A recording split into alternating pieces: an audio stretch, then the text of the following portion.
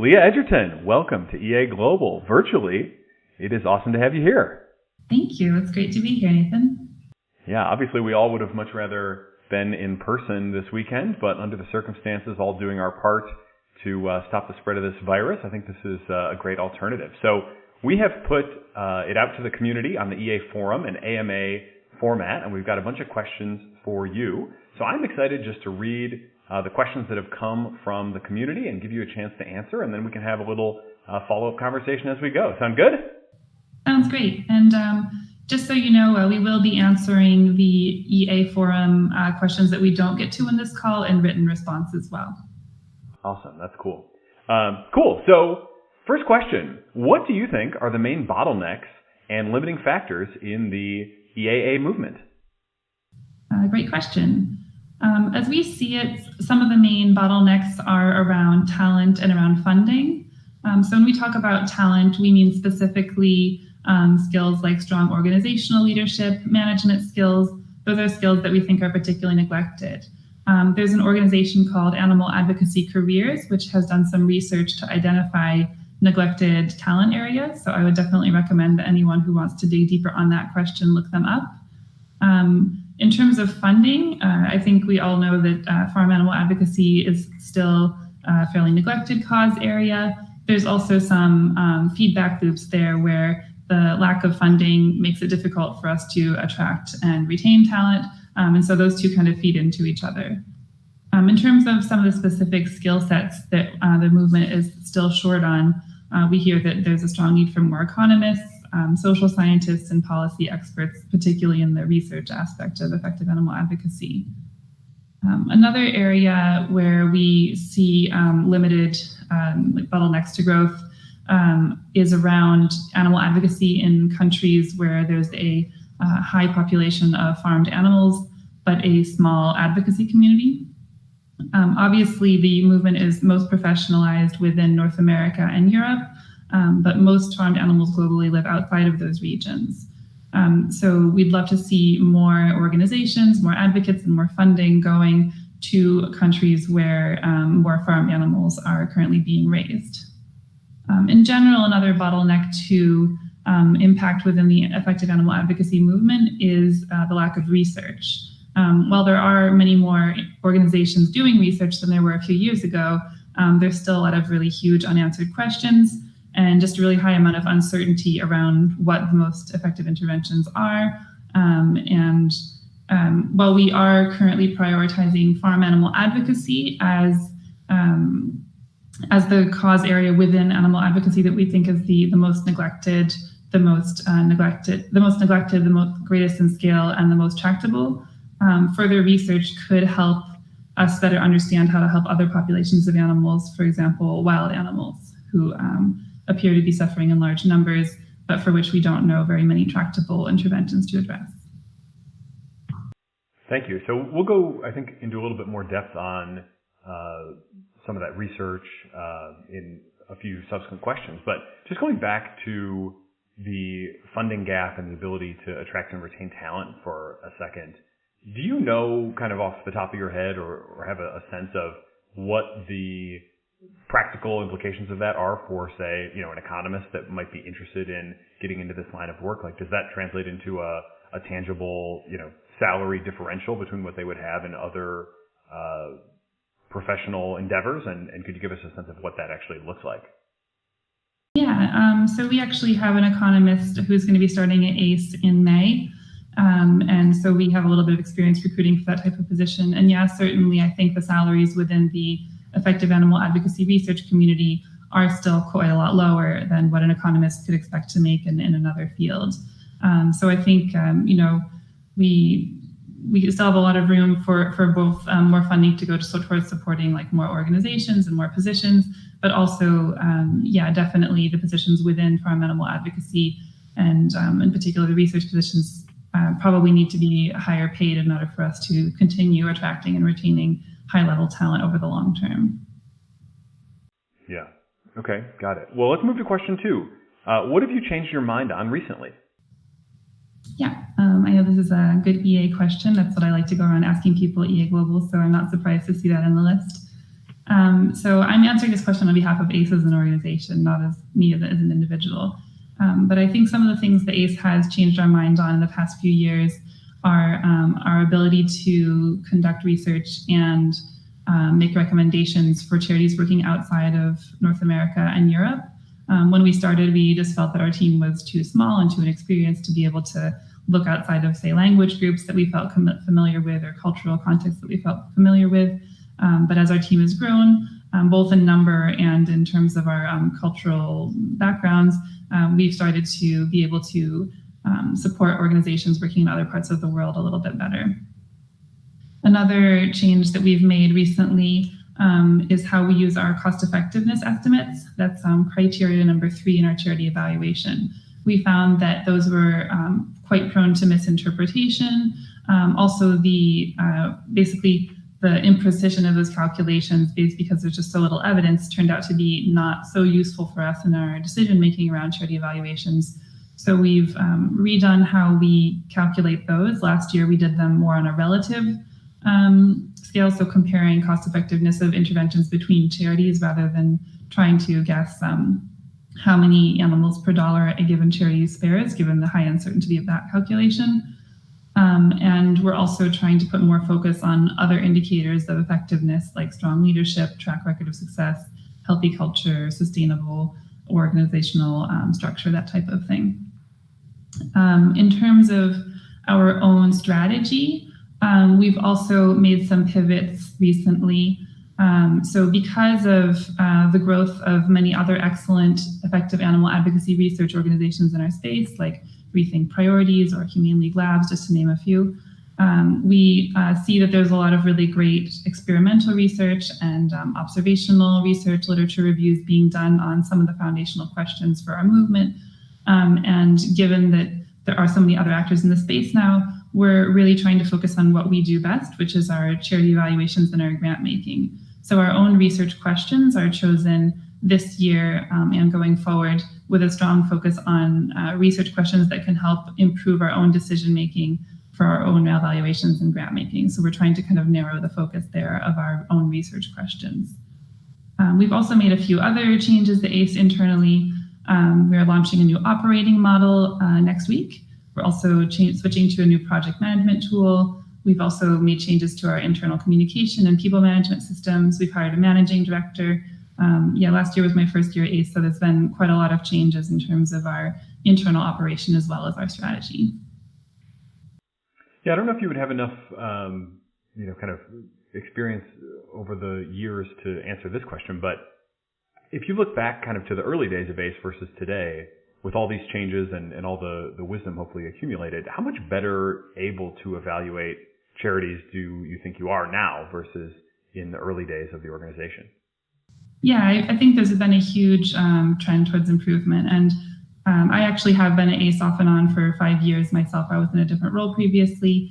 And our first director of research is currently serving as a board member. So we actually do retain quite a lot of institutional knowledge. In general, every year after our charity evaluation process, we do a post-mortem where we look at what worked well, what didn't, what types of questions that we can add nuance on. So our criteria have been an evolving project over the course of many years. We've added a lot of rigor. We've gotten outside experts to weigh in on how to best understand some of the different areas. Last year, we added a culture survey to be able to get information not just from the leadership of charities, but from all the staff members who are willing to share.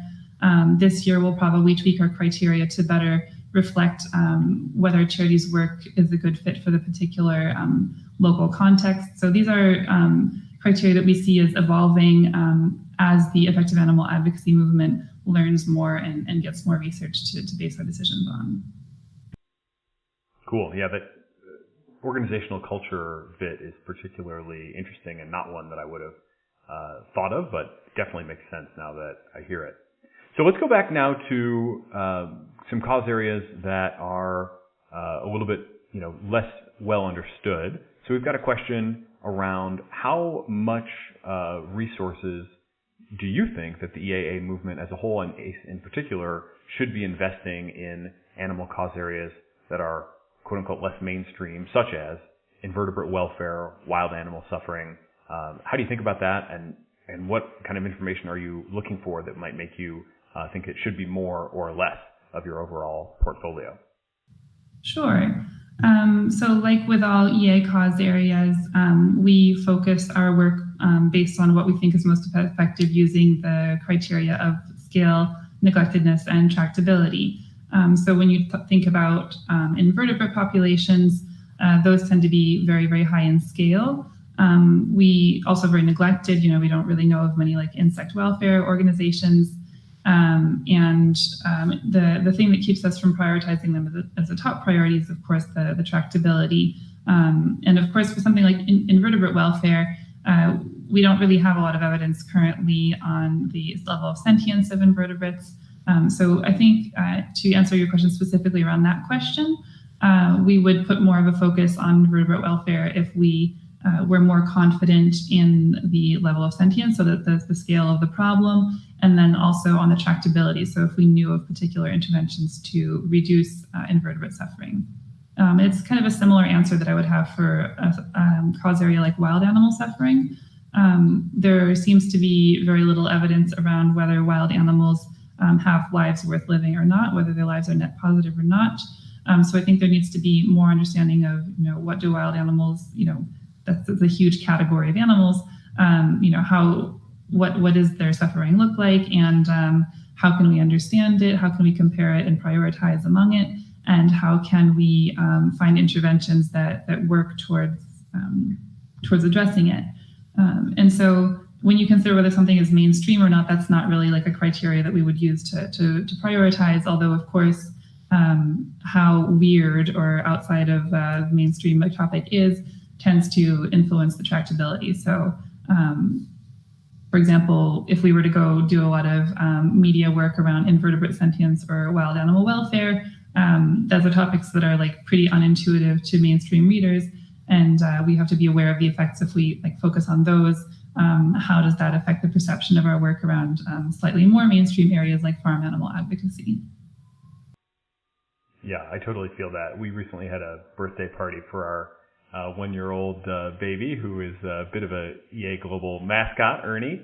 And as part of that, we did a little game where we were going to do a giveaway to a charity based on what he chose. We put a bunch of objects out in front of him. Amy was originally talking about making a donation to a wild animal welfare organization. And I said, I don't think that's going to play with our guests, right? They're not that savvy to this whole thing, even at a high level. So this just probably seems a little bit too weird to try to explain to them in the course of, a birthday party gimmick. So we ended up going with something a little bit more down the fairway. So it was kind of like farm animals. Everybody, I think, can get that. So yeah, that definitely makes sense to me. So let's go. We have given grants to Wild Animal Initiative through our Effective Animal Advocacy Fund. We have done research on wild animal welfare, and we still think that's a worthwhile thing to do. Although, yeah, like you said, being strategic about when to talk about it and how maybe a 1-year-old's birthday party is not quite the audience for such a nuanced topic. Yeah, we had a Impossible Whopper, which was a very tangible item that everybody could understand as they saw it in physical form. So now switching gears a little bit again back to international expansion. So you mentioned obviously that the movement is most professionalized in the United States and Europe.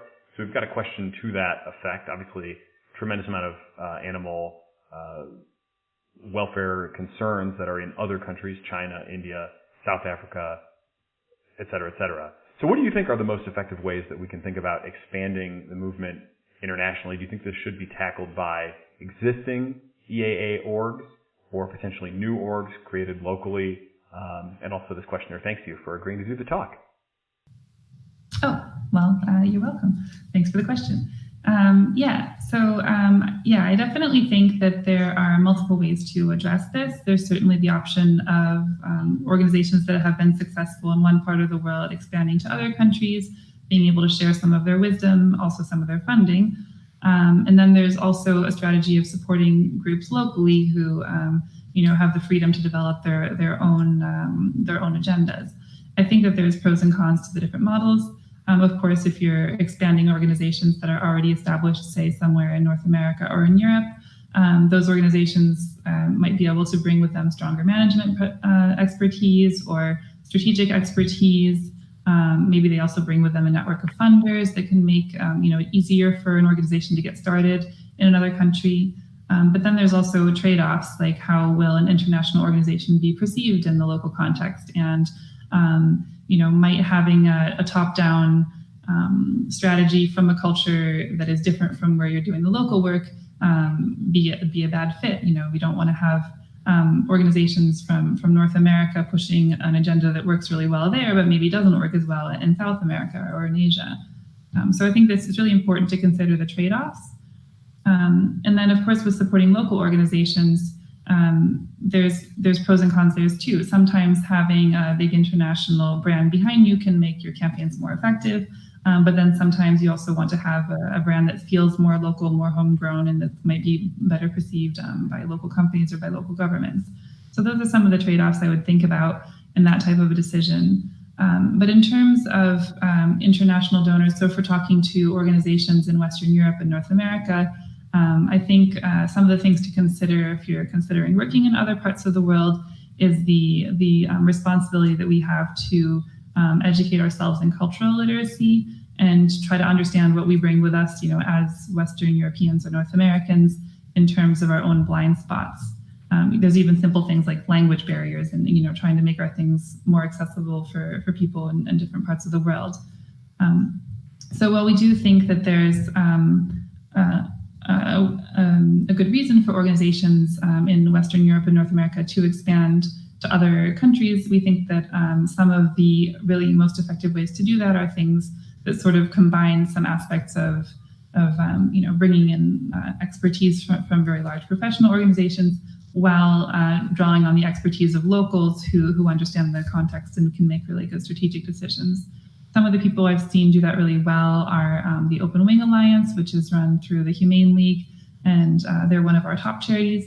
And the Federation of Indian Animal Protection Organizations is one of our standout charities, and they're working specifically to support organizations within India in being more effective and more strategic and with training and funding.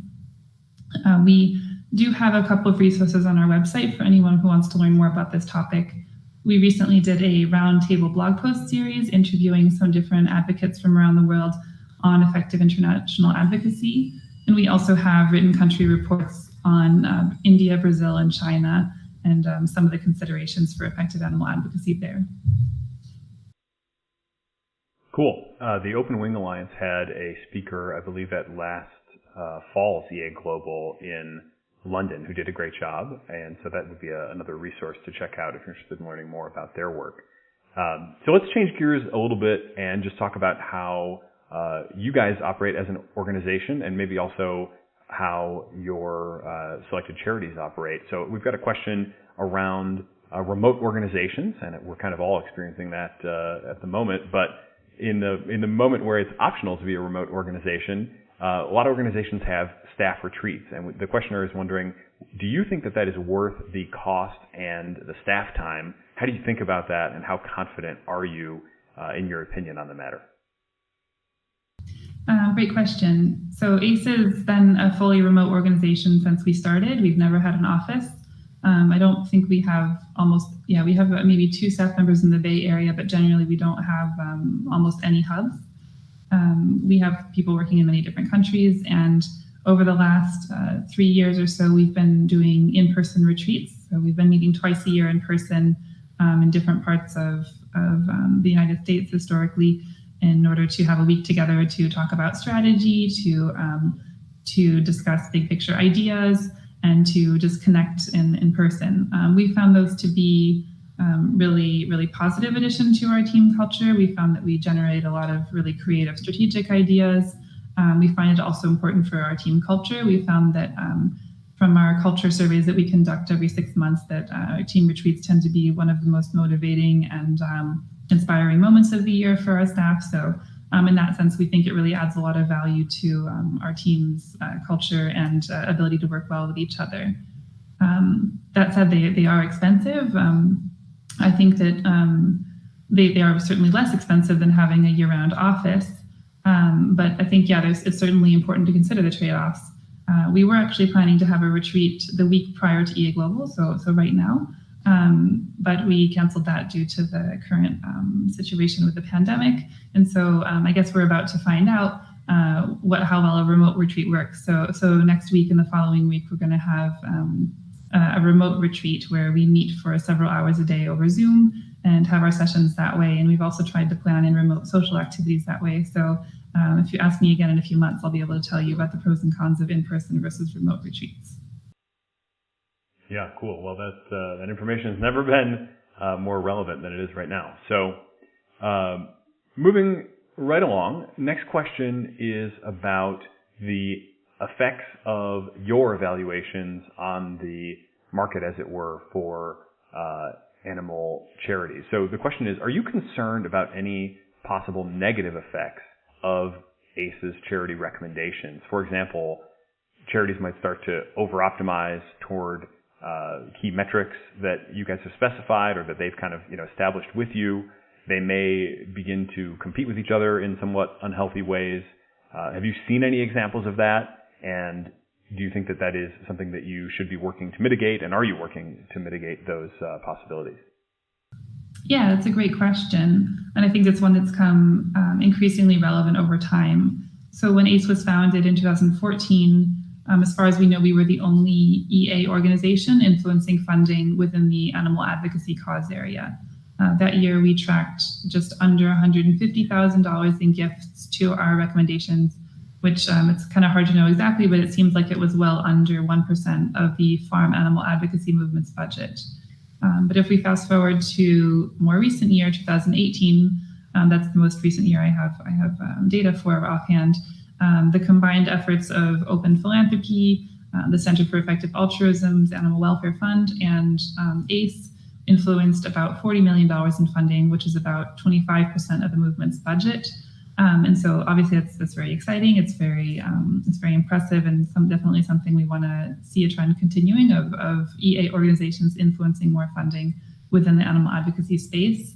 It's also really important to consider the responsibility that we have and what types of incentive we might be putting into place with unintended negative consequences.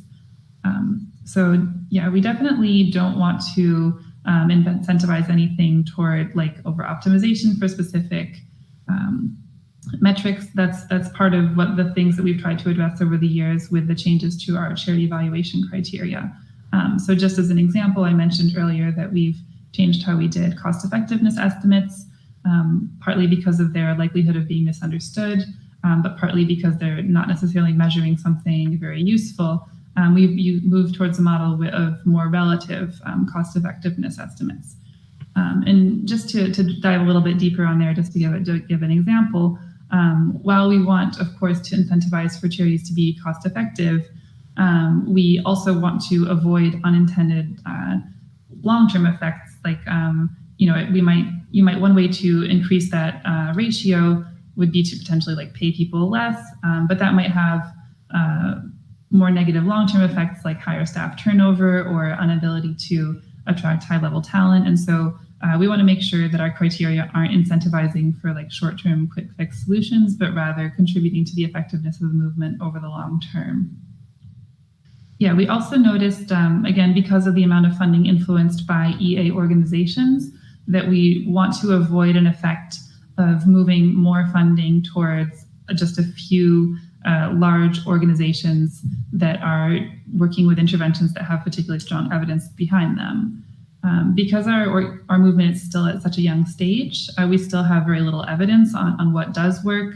And in particular, it's difficult to measure the indirect effects or the long-term effects of the interventions that we're doing. So part of how we've tried to address that is by starting the Effective Animal Advocacy Fund. So that fund tries to allocate funding among a larger set of organizations beyond just our top and standout charities, instead of just trying to funnel a little bit of all the funding to a few large organizations. So that number that you mentioned toward the beginning there of influencing $40 million in funding, which is 25% of the movement's budget. So just, simple math there, $160 million would be your estimate for the movement's entire budget. What's included in that? That seems like, I guess, not knowing what's included, I don't know if I think it's small or maybe not small, but would that include things as broad as like PETA, or like how far does that $160 million actually encompass? So that figure I actually took from Louis Bollett's research, so I would ask him for more specifics there. But as far as I understand it, that is the entire budget of organizations that are focusing entirely on farm animal advocacy. And then I think he also tried to guess what proportion of organizations like PETA's budget went towards farm animal advocacy. So I think, he did try to take into account, slices of organizations' budget that have more than one program area. Wow. Yeah, that is, I would have guessed bigger. So that is actually kind of surprisingly small to me. But that speaks obviously to neglectedness of the overall domain. So, wow. Okay, well, next question. I think it's a very interesting one. There's been obviously across the EA movement over the last several years, there's been kind of an evolution, at least as I see it, from a focus on very provable ROI on your investment. And I always think of kind of cash transfers as like the, very C-level, like, baseline for that kind of giving, to a more portfolio-based approach that focuses on kind of power law returns and really looks for, the next big thing. That's often called hits-based giving. So the question here is, what does hits-based giving look like in the context of animal advocacy? Do you think that we should be focusing more on a portfolio of things that, hey, 90% of them might fail, but the big ones will pay off, for the entire set of investments? And, I think everybody probably understands that power law notion, but it is also interesting to observe that oftentimes the very best ideas look like bad ideas at first. And there's a quote here, I believe that might even be from like a venture capital fund. So how do you think about all that? And then how do you think ACE can use what evidence does exist in what the questioner calls an epistemically permissive way, meaning not so rigorous, obviously, but a little bit more loose, but still, learning from what evidence is available to try to get some idea of what those big winners might be? Yeah, that's a great question. As I mentioned in my response to the previous one, that this is sort of what we've tried to address with our Effective Animal Advocacy Fund. So with this fund, we want to support organizations that are really doing good work, but are not as good of a fit, like you mentioned, for the like high certainty, sure bets that we're looking for our charity evaluation process. So these organizations are either very small, or they have a short track record, or who work in really important but neglected areas, but who we think are still just as effective a use of funding as our top and standout charities. Historically, through this fund, we've funded groups working in capacity building, particularly in neglected geographical areas or in neglected demographic groups. We've also funded groups that have a really high expected value, but we don't really have a lot of evidence yet about whether or not that works, their approach works. So we're wanting to have a little bit lower standards of evidence. We want to also draw on the EA principle of using evidence and reason. So if we don't have evidence, how can we use reason to make a guess at, what has high expected value, even if we're quite uncertain about the outcomes. So last year we granted out $1.8 million in grants among over 60 groups, and those were working in over 20 different countries. So another potentially interesting aspect of this type of giving is that yes, we're giving to things that we don't currently understand how they work, but we also end up learning after funding them, how did it work? So it also feeds into our goal of gathering more evidence in order to make more informed strategic decisions over the long term. So the more things we try, the more things we learn. Is there anything that stands out so far as a particularly promising possible hit, or is it just too early to say? It's pretty early to say. We handed out our first round of grants just under a year ago.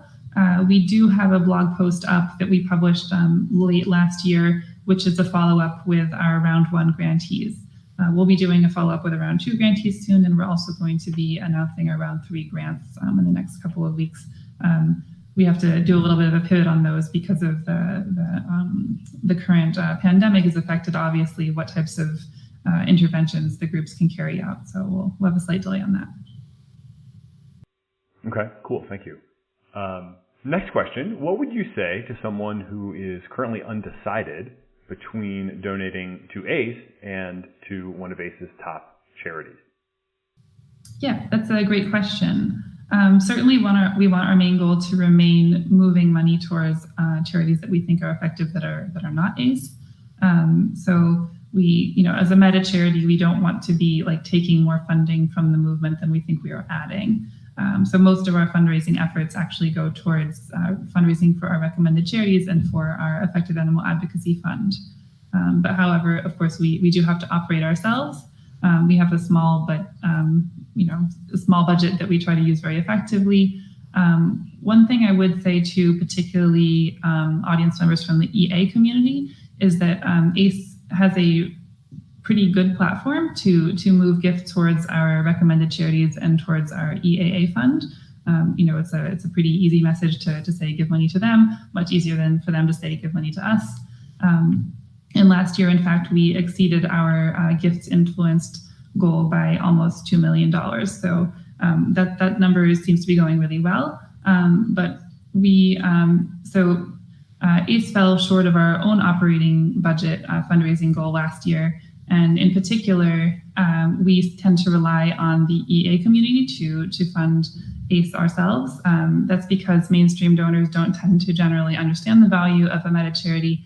And we tend to look more towards the EA community for donors who understand a high level of nuance and understand the service that an organization like ACE can give to our movement. So in general, I would say most of our fundraising efforts are focused on supporting our recommended charities and our Effective Animal Advocacy Fund. But within the EA community, we make a stronger pitch for ACE because we think that we're more likely to find donors who understand the value of our work influencing funding towards other organizations. Okay. Next question. Which interventions do you think are the best right now, and which less well-studied or newer interventions do you think could prove to be competitive with them? Sure. So based on our current prioritization framework, we think the most effective interventions are those that are focused on reducing farm animal suffering. That's because we think it's a cause area that is large in scope, highly tractable, and relatively neglected. So within this within the cause area of farm animal advocacy, we look for organizations that are working to speed up the development and commercialization of plant-based and cell-cultured food products. We also support organizations that are seeking to secure corporate commitments to improve animal welfare on farms, and also we look to support groups that are leading outreach efforts in neglected regions. We also, so in terms of specific interventions, those tend to be policy work, working with corporations, institutions, and doing campaigns to support animal welfare laws at a national and international level. We also do place a focus on supporting groups that are doing more research so that we can help answer this question better in the future. So for example, one of our standout charities is Faunalytics, who's also doing research on effective animal advocacy. So you mentioned there plant-based and cell-cultured based meat substitutes. That's one of the things that I am most excited about and fascinated by really as well. But one thing that I saw recently that kind of left me feeling a bit confused on the topic was the adversarial collaboration on the effects of eating or not eating meat that was published on Slate Star Codex, which I'm sure everyone already reads, needs no introduction. But what that publication found, and this was an adversarial collaboration, meaning somebody who was already committed to, we shouldn't be eating meat, and somebody else who was, at least currently thought it was okay to eat meat, and they're going to work together on this question of what is the net effect and see if they can publish something that they both agreed on. Their analysis ultimately came out such that they believed that animals that are raised for consumption but are not factory farmed, and they even seem to extend that to cows and pigs under kind of current average conditions, they believe that those animals do have lives worth living, and it led to the kind of counterintuitive conclusion, at least from my perspective, that by not consuming those animals, in a sense, you harm them because they won't exist if there's not consumer demand for them to exist. And so they came out strongly against eating chicken, but were actually kind of pro eating these other meats. So I was interested in your take on that. I mean, I don't know if you have an official stance on it, but does your work engage with that question, or would you have a perspective on agreeing or disagreeing with that analysis? Yeah, that's a really great question, and obviously one that really depends a lot on your moral framework. So at ACE, we try to have our work be as broadly appealing to people of different moral frameworks as possible. And to that end, we have 3 philosophical commitments, which is 1, a commitment to improving animal welfare, 2, a commitment to valuing empirical research, and 3, a commitment to anti-speciesism. So beyond those, we don't take a stance. And so, we wouldn't have an official stance on that. Does anti-speciesism imply that you would, so also in that analysis, they sort of have a kind of like a coefficient for how much value they would put on a given animal relative to a human. And I think they kind of try to have some sort of like neural correlate, basis for that. But it becomes, kind of a gut feeling of like, a cow is worth X% of a human, and a chicken maybe less, and a shrimp even less so. Does anti-speciesism mean that you would reject that kind of analysis entirely and say we're not going to play that coefficient game, or how do you interact with that kind of thinking? So by anti-speciesism, we mean basically a commitment to taking an individual's interests and well-being seriously, regardless of its species membership. And so that certainly leaves open the option of weighing sentience differently or capacity to suffer differently. There certainly is some wiggle room to understand anti-speciesism in different ways. Some people understand it to mean complete abolition of how humans human use of animals, and some people understand it to mean treating preferences with the same level of consideration regardless of species membership. Gotcha. Cool. That's a very tough question, and one that puzzles me greatly. Okay, cool. Well, we've got just one more question for you. This has been really great, and I thank you so much for participating. The last question is, what are some questions within the EAA movement which you think are amenable to being forecasted? Question, and one I hope that we will see some new research coming out on. I asked our research team to field some questions in response to that, and here are some of the responses I got back. One question is, will corporations stick to their animal welfare commitments? So when companies make a pledge to, say, eliminate caged eggs from their supply chains, how likely do we think that is that they will do so? Another question that we could model would be, when will specific animal-free food technologies become cost competitive with their traditional animal counterparts? We have done a little bit of research on timelines of cultured meat coming to market, and I know that some of the other organizations that we work with have done similar research projects. Another question that we think could be forecasted would be, when will the in ovo sexing technology that can prevent so that's technology where you can identify the sex of a chick before it is hatched out of its egg, and so hopefully could prevent the birth and then killing of male chicks that are not useful to the egg industry. One question for forecasting could be to try to understand when that will come to market and be commercially adopted. Another question would be, when will the global production and consumption of farmed animals stop growing, and when will it stop completely? And also, we could forecast when specific countries or specific states will adopt legal protections for animals, whether that's farmed animals or otherwise. And other questions could be focused more on the impact of the movement. Questions like, when will the EAA organizations collectively have a budget of more than 500 million or of over $1 billion? So these are the types of questions that we can think of. I actually thought of one myself as well yesterday when I was thinking about the role that we can play in helping our movement navigate the current epidemic, the current pandemic. One question I thought might be interesting to try to address would be, if the organizations in our movement faced, say, a reduction of their income by 25% because of the economic situation, how long would it take the movement to recover? And so that could help donors make a more informed decision about whether they should be giving higher payouts from their foundation right now, or whether it makes sense to hold off and grow the movement, say, a few years later when the economy's recovered. So those are some of the questions that I got from the research team. Awesome. Well, thank you very much, Leah, for joining us today and participating in this. I know you said that the questions that we didn't get to, and there were a bunch that were still out there on the AMA post in the EA forum, will be answered by the team in text form. So if your question didn't get answered, don't worry, the answers will be coming your way. But again, that's all we have time for today. So thank you so much, Leah, for participating. And we will be right back with more EA Global Virtual right after this.